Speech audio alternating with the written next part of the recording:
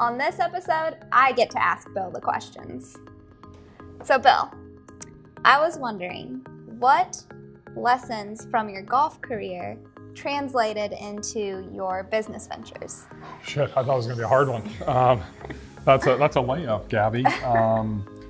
You know, I think it's actually a really good question because I think all aspects of our lives, and I'm probably similar with you and your running career, and I think you swam in high school and college, right? And for me, it's really, I think it's kind of deeper than golf. It's about growing up as an only child without a father and not having kind of that coach, that presence. And I think you guys as my employees probably see that more than they do on the other side of the camera and how I manage and run myself and everything. But I think it's about the independence that I learned in not being in a team sport. So I played and excelled in soccer and basketball and baseball leading up to golf, but I didn't have a coach.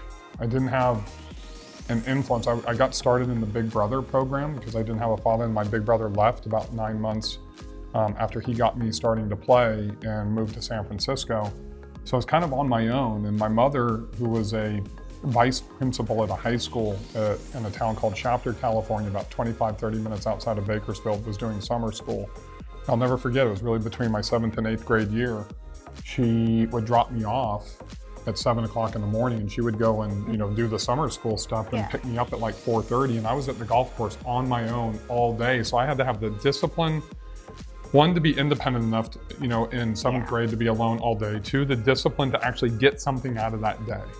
And so I worked with Joe Haggerty, who was the head professional there, never forget him, and he kind of helped me put a plan together.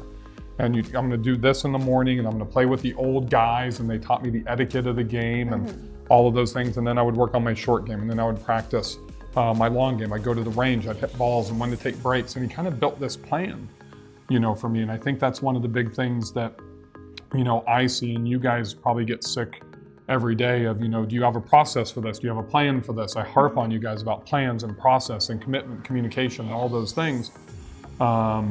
And I think that's something that's been very beneficial in my life. You guys have seen my calendars. I mean, I don't use project management software like you do, but you're familiar with the SLA I have with my wife, and we have our life plan tied into our business plan, and every single decision that we make, from finances to kids' education to starting businesses to vacations to what we do, all ties into that plan. So at the end of the day, if I wouldn't have had that in golf, and it manifested through high school, and it manifested when I was at UCLA, even though I was there for a short time and I dropped out to turn professional. But when I turned professional, kind of like being an entrepreneur and a business owner, it was very similar in this sport, because in golf, if you don't play well if you don't perform on Thursday and Friday, you miss the cut. And you know what happens when you miss a cut, Gabby? Don't play. You don't get paid. Oh, okay. So you don't get paid. I still have my hotel costs, I have my travel costs, my food, my fuel, my caddy expenses, all of those things I still have to pay. So you actually lose money for the week if you don't make it to the weekend and actually get paid.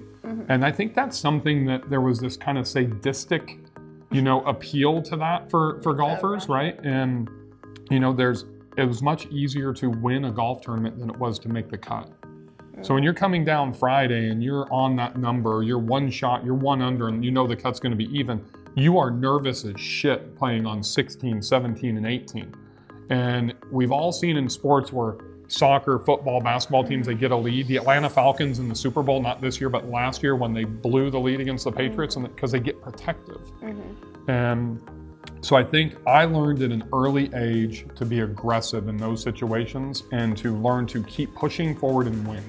And I think those are things that, once again, you guys see every day living this with me. I don't let you guys have it easy, ever, ever. It is pushing, pushing, pushing every second, every hour, every day. And it's the same thing with me. I'm an all-in or an all-out guy. And right now, I am all in on you guys, and I'm all in on what we're doing at Limo University and Lab Live and all that type of stuff.